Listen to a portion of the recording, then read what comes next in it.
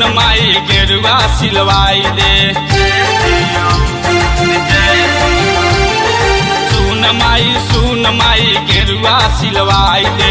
पापा जी से कह के पैसा दिलवाई दे। कानवा पर कांवर उठाई सावन में देव घर जाई। सावन में देव घर जाई। सावन में देव घर जाई। माई हम देव घर जाई। सुन माई गेरुआ सिलवाई दे। पापा जी से कह के पैसा दिलवाई दे। कानवा पर कांवर उठाई सावन में देव घर जाई। सावन में देव घर जाई। सावन में देव घर जाई। माई हम देव घर जाई।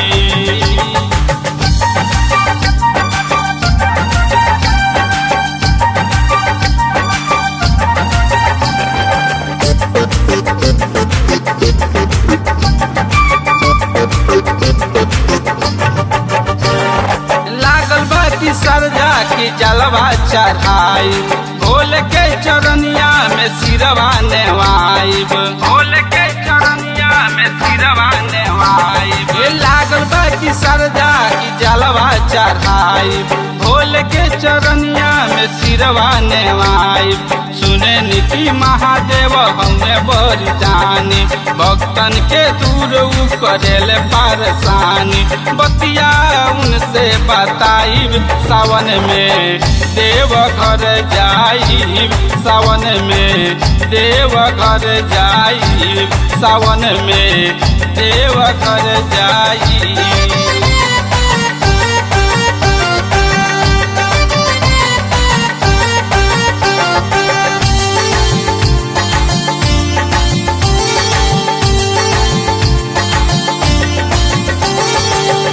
भीड़ भारी हुआ सामन सोमारी। राइटर जितेंद्र के सज गईल गाड़ी। राइटर जितेंद्र के सज गईल गाड़ी। भोला भीड़ भारी हुआ सावन सोमारी।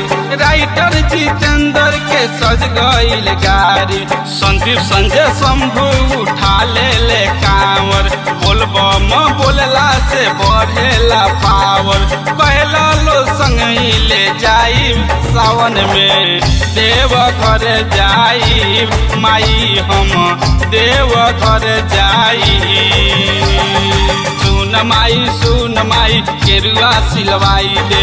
पापा जी से कह के पैसा दिलवाई दे।